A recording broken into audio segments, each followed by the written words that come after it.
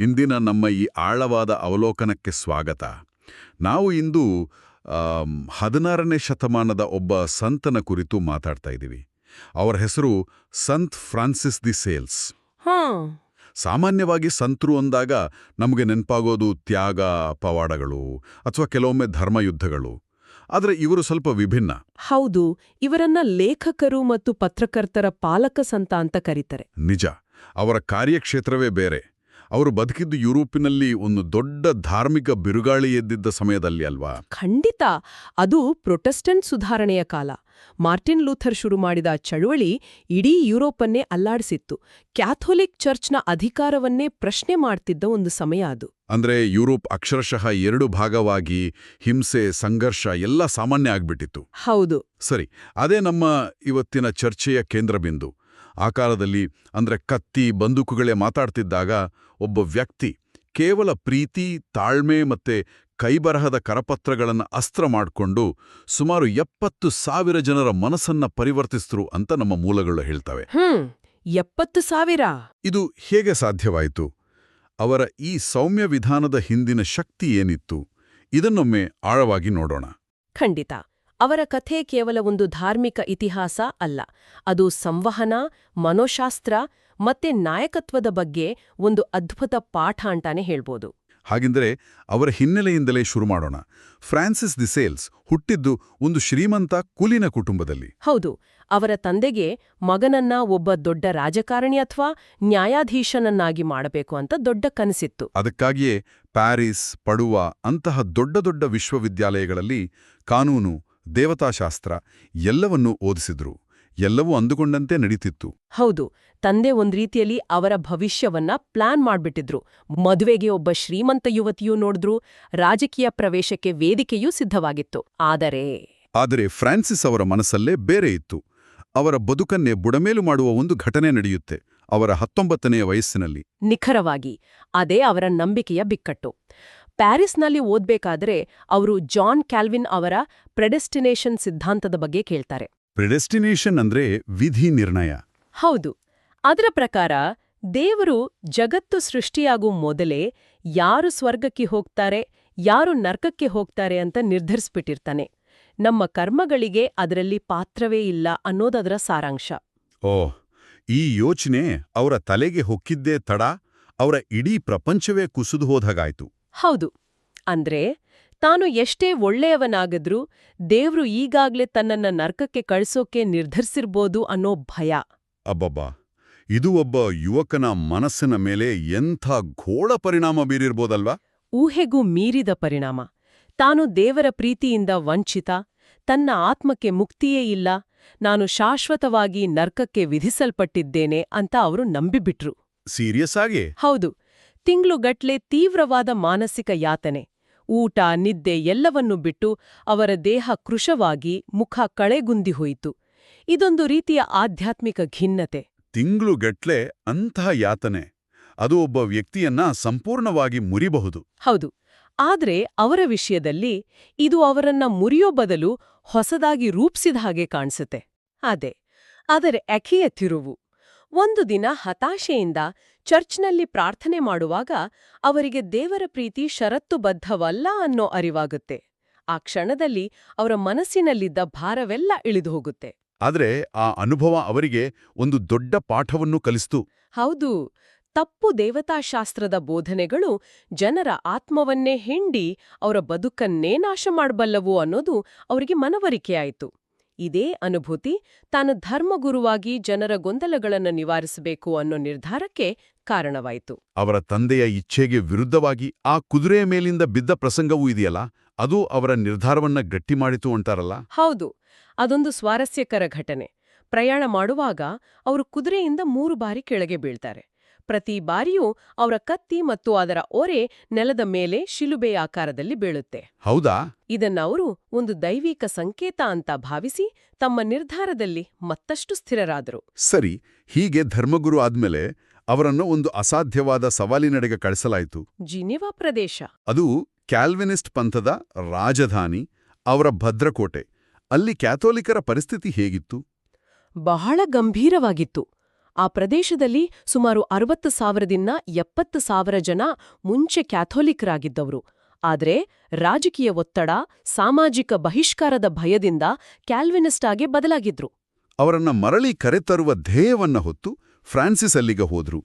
ಆದ್ರೆ ಅವರ ತಂದೆ, ನೀನು ನನ್ನ ಮಾತನ್ನ ಮೀರಿ ಈ ದಾರಿ ಹಿಡ್ದಿದೀಯಾ, ನಿನಗೆ ನನ್ನ ಆಸ್ತಿಯಿಂದ 1 ಕಾಸೂ ಸಿಗಲ್ಲ ಅಂತ ಸ್ಪಷ್ಟವಾಗಿ ಹೇಳ್ಬಿಟ್ರು. ಅಂದ್ರೆ ಹಣಕಾಸಿನ ಬೆಂಬಲವಿಲ್ಲದೆ ಪ್ರತಿಕೂಲ ವಾತಾವರಣದಲ್ಲಿ ಬಹುಶಃ ಒಬ್ಬರೇ ಈ ಕೆಲಸಕ್ಕೆ ಹಾಕಿದ್ರು. ಹೌದು, ಅವರೂ ಮತ್ತೆ ಅವರೊಬ್ಬ ಸಂಬಂಧಿ ಇಬ್ಬರೇ ಕಾಲ್ನಡಿಗೆಯಲ್ಲಿ ಹಳ್ಳಿ ಸುತ್ತೋಕೆ ಶುರು ಮಾಡಿದ್ರು.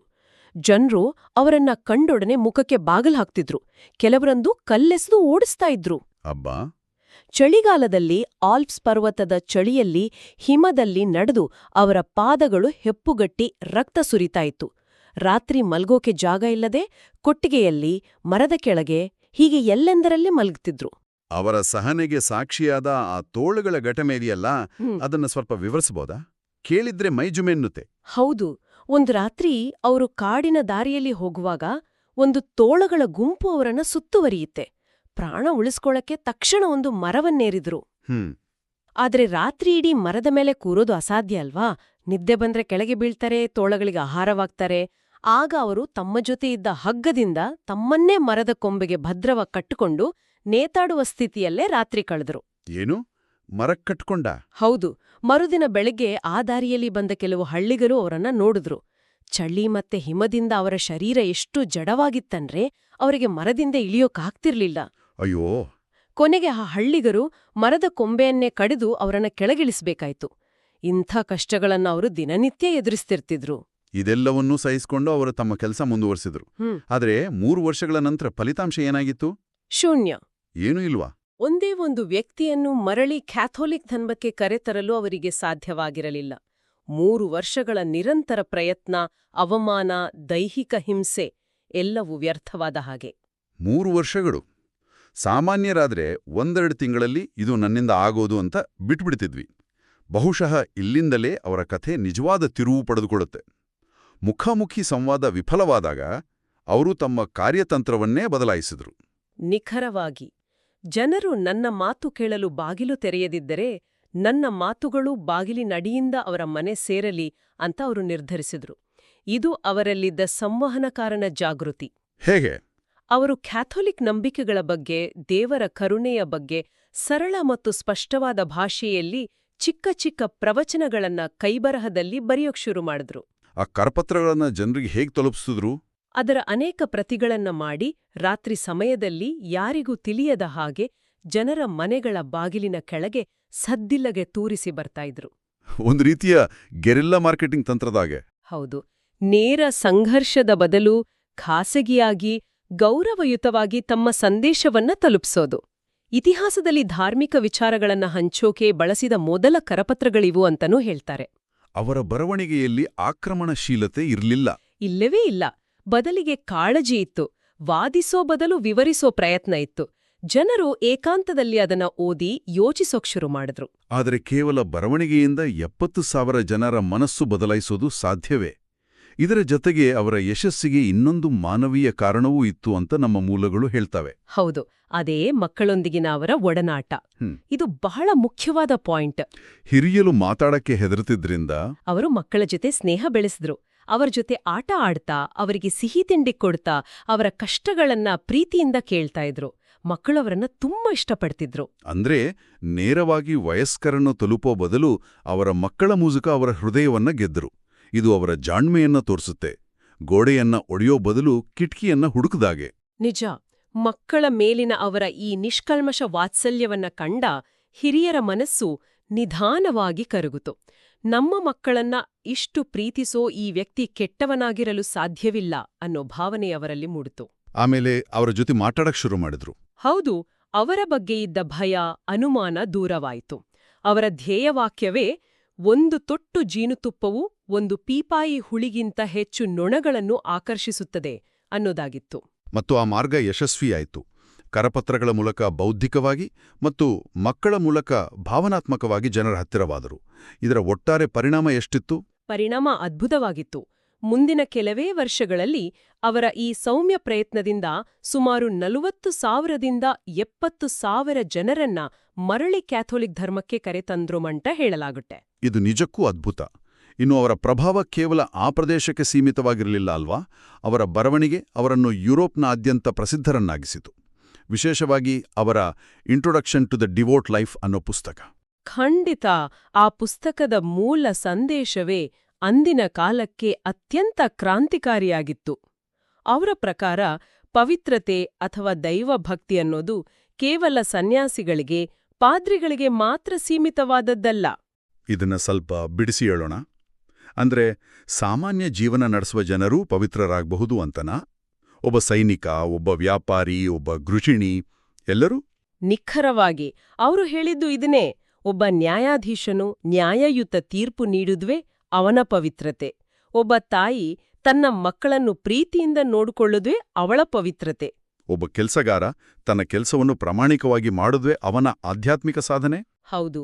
ದೇವೈಗಾಗಿ ದೊಡ್ಡ ತ್ಯಾಗಗಳನ್ನ ಮಾಡಬೇಕಿಲ್ಲ, ನಿಮ್ಮ ದೈನಂದಿನ ಕರ್ತವ್ಯವನ್ನ ಪ್ರೀತಿಯಿಂದ ಮತ್ತು ಶ್ರದ್ಧೆಯಿಂದ ಮಾಡುವುದೇ ದೊಡ್ಡ ಆಧ್ಯಾತ್ಮಿಕ ಸಾಧನೆ ಅಂತ ಅವರು ಹೇಳಿದ್ರು. ಇದು ಜನಸಾಮಾನ್ಯರಿಗೆ ತಮ್ಮ ಬದುಕಿನಲ್ಲೇ ದೇವ್ರನ್ನ ಕಾಣೋ ದಾರಿ ತೋರಿಸ್ತು. ಇದು ಆಧ್ಯಾತ್ಮವನ್ನ ಗಣ್ಯರ ಸ್ವತ್ತಿನಿಂದ ಕೆಳಗಿಳಿಸಿ ಅದನ್ನ ಪ್ರಜಾಪ್ರಭುತ್ವೀಕರಣಗೊಳಿಸಿದ ಹಾಗೆ. ಅವರ ಪುಸ್ತಕದಲ್ಲಿ ಕೇವಲ ತತ್ವಗಳಿದ್ವಾ ಅಥವಾ ಪ್ರಾಯೋಗಿಕ ಸಲಹೆಗಳೂ ಇದ್ವಾ? ಹೆಚ್ಚಾಗಿ ಪ್ರಾಯೋಗಿಕ ಸಲಹೆಗಳೇ ಇದ್ವು. ಪಾಪದ ಅಭ್ಯಾಸಗಳಿಂದ ದೂರವಿರೋದು ಹೇಗೆ, ವಿನಯವನ್ನ ಬೆಳೆಸ್ಕೊಳ್ಳೋದು ಹೇಗೆ, ದೈನಂದಿನ ಜೀವನದಲ್ಲಿ ಎದುರಾಗೋ ಆತಂಕ, ದುಃಖವನ್ನ ಹೇಗೆ ನಿವಾರಿಸ್ಕೊಳ್ಳೋದು, ಈ ರೀತಿ.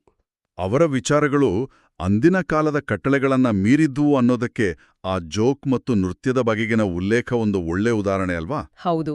ಅದು ದೊಡ್ಡ ವಿವಾದವನ್ನೇ ಸೃಷ್ಟಿಸಿತ್ತು. ತಮ್ಮ ಪುಸ್ತಕದಲ್ಲಿ ಸಂದರ್ಭೋಚಿತವಾಗಿ ಜೋಕ್ ಮಾಡೋದು ಮತ್ತು ನೃತ್ಯ ಮಾಡೋದು ತಪ್ಪಲ್ಲ, ಅವು ಸಹನೀಯ ಅಂತ ಬರ್ದಿದ್ರು. ಅಂದಿನ ಕಾಲದ ಅನೇಕ ಕಟ್ಟ ಸಂಪ್ರದಾಯಸ್ಥರಿಗೆ ಇದು ದೊಡ್ಡ ಆಘಾತ ನೀಡಿರಬೇಕು. ಖಂಡಿತ. ಅವರ ಪ್ರಕಾರ ಆಧ್ಯಾತ್ಮಿಕ ಜೀವನ ಅಂದ್ರೆ ಗಂಭೀರವಾಗಿರೋದು. ನಗುವಿಗಾಗ್ಲಿ ಸಂಭ್ರಮಕ್ಕಾಗ್ಲಿ ಅಲ್ಲಿ ಜಾಗವಿರ್ಲಿಲ್ಲ. ಕೆಲವರಂತೂ ಅವರ ಬರವಣಿಗೆಗಳನ್ನ ಹರಿದು ಹಾಕಿ ವಿರೋಧ ವ್ಯಕ್ತಪಡಿಸಿದು. ಆದರೆ ಜನಸಾಮಾನ್ಯರಲ್ಲಿ ಅವರ ಮಾನವೀಯ ದೃಷ್ಟಿಕೋನ ಬಹಳ ಬೇಡ ಜನಪ್ರಿಯವಾಯಿತು. ಹೌದು. ಹಾಗಿದ್ರೆ ಅವರ ಜೀವನದ ಕೊನೆಯ ದಿನಗಳು ಹೇಗಿದ್ವು? ಇಷ್ಟೆಲ್ಲ ಸಾಧಿಸಿದ ನಂತರವಾದರೂ ಅವರಿಗೆ ವಿಶ್ರಾಂತಿ ಸಿಕ್ಕಿತಾ? ಆರೋಗ್ಯ ಹದಗೆಟ್ಟಿತ್ತು. ಎಲ್ಲವನ್ನೂ ತೊರೆದು ಏಕಾಂತದಲ್ಲಿರ್ಬೇಕು ಅನ್ನೋ ಆಸೆ ಅವರಿಗಿತ್ತು. ಆದರೆ ಅವರ ಜ್ಞಾನಕ್ಕೆ ಬೇಡಿಕೆ ಇತ್ತು. ಹೌದು. ರಾಜರು, ರಾಜಕುಮಾರಿಯರು, ಪೋಪ್ ಎಲ್ಲರಿಂದಲೂ ನಿರಂತರ ಬೇಡಿಕೆ ಇತ್ತು. ಅವರು ಒಮ್ಮೆ ಹೇಳಿದ್ರು, ಈಗ ಭೂಮಿಗೆ ಒಂಟಿ ಕಾಲಲ್ಲಿ ಸಿಕ್ಕೊಂಡಿದ್ದೇನೆ ಎನಿಸ್ತದೆ ಅಂತ. ಅವರ ಅಂತ್ಯ ಹೇಗಾಯಿತು? ಕೊನೆಗೆ 1622ರಲ್ಲಿ ತಮ್ಮ 55ನೇ ವಯಸ್ಸಿನಲ್ಲಿ ಅವರು ಪಾರ್ಶ್ವವಾಯುವಿಗೆ ತುತ್ತಾಗಿ ನಿಧನರಾದರು. ಸಾಯೋ ಮುನ್ನ ಒಬ್ಬ ಸನ್ಯಾಸಿನಿ ಅವರಿಂದ ಕೊನೆಯ ಸಲಹೆ ಕೇಳಿದಾಗ ಅವರು ನೀಡಿದ ಕೊನೆಯ ಸಲಹೆ ಕೇವಲ ಒಂದೇ ಒಂದು ಪದ. ಏನದು? ವಿನಯ. ತಮ್ಮ ಇಡೀ ಜೀವನದ ಸಾರವನ್ನ ಆ ಒಂದು ಪದದಲ್ಲಿ ಹೇಳಿ ಹೋದ್ರು. ಮತ್ತು ಧರ್ಮ ಪ್ರಚಾರಕ್ಕಾಗಿ ಬರವಣಿಗೆ, ಕರಪತ್ರಗಳು, ಪುಸ್ತಕಗಳನ್ನ ಒಂದು ಮಾಧ್ಯಮವಾಗಿ ಬಳಸಿದ್ರಿಂದಲೇ ಫ್ರಾನ್ಸಿಸ್ ದಿ ಸೇಲ್ಸ್ ಅವರು ಪತ್ರಕರ್ತರು ಮತ್ತು ಲೇಖಕರ ಪಾಲಕಸಂತರಾಗಿ ಇಂದಿಗೂ ಗೌರವಿಸಲ್ಪಡ್ತಾರೆ. ಹೌದು. ಅವರ ಪರಂಪರೆ ಇಂದಿಗೂ ಜೀವಂತವಾಗಿದೆ. ಹಾಗಾದ್ರೆ ಈ ಇಡೀ ಚರ್ಚೆಯಿಂದ ನಾವು ಕಲಿಯೋದೇನೆಂದು ಒಮ್ಮೆ ನೋಡೋಣ. ಸಂತ ಫ್ರಾನ್ಸಿಸ್ ದಿ ಸೇಲ್ಸ್ ಅವರ ಜೀವನ ನಮಗೆ ಕಲಿಸೋದೇನೆಂದ್ರೆ, ಸಂಘರ್ಷದ ಸಮಯದಲ್ಲಿ ಸೌಮ್ಯತೆ ಮತ್ತು ಪ್ರೀತಿ ಕೇವಲ ಆದರ್ಶಗಳಲ್ಲ, ಖಂಡಿತ. ಅವರ ಕತೆ ಕೇಳಿದ್ಮೇಲೆ ಇಂದಿನ ನಮ್ಮ ಕಾಲದ ಬಗ್ಗೆ ಯೋಚನೆ ಬರುತ್ತೆ. ಅದನ್ನೇ ನಾನು ಹೇಳ್ಬೇಕಂದಿದ್ದೆ. ಕೇಳುಗರಿಗಾಗಿ ಒಂದು ಚಿಂತನೆಯಲ್ಲಿದೆ. ಇಂದು ನಾವು ಮಾಹಿತಿ ಸ್ಫೋಟ ಮತ್ತು ಸಾಮಾಜಿಕ ಮಾಧ್ಯಮಗಳಲ್ಲಿನ ಧ್ರುವೀಕರಣದ ಯುಗದಲ್ಲಿದ್ದೇವೆ. ನಮ್ಮ ಅಭಿಪ್ರಾಯಗಳನ್ನು ಒಪ್ಪದವರನ್ನು ನಾವು ಸುಲಭವಾಗಿ ಬ್ಲಾಕ್ ಮಾಡ್ತೀವಿ, ಅನ್ಫ್ರೆಂಡ್ ಮಾಡ್ತೀವಿ. ಅಂದ್ರೆ ಡಿಜಿಟಲ್ ಬಾಗಿಲುಗಳನ್ನು ಮುಚ್ಚಿಬಿಡ್ತೇವೆ. ಈ ಕಾಲದಲ್ಲಿ ಫ್ರಾನ್ಸಿಸ್ ದಿ ಸೇಲ್ಸ್ ಅವರ ಪ್ರೀತಿಯಿಂದ ಬೋಧಿಸುವ ಮತ್ತು ಗೌರವದಿಂದ ಸಂವಹನ ನಡೆಸುವ ವಿಧಾನದಿಂದ ನಾವೇನನ್ನು ಕಲಿಯಬಹುದು? ಒಳ್ಳೆ ಪ್ರಶ್ನೆ. ಇಂದು ನಮ್ಮ ಭಿನ್ನಾಭಿಪ್ರಾಯಗಳನ್ನು ಹೊಂದಿರುವವರ ಮುಚ್ಚಿದ ಮನಸ್ಸುಗಳನ್ನು ತಲುಪಲು ನಮ್ಮ ಕಾಲದ ಬಾಗಿಲಿನಡಿಯ ಕರಪತ್ರಗಳು ಯಾವುವಾಗಿರಬಹುದು?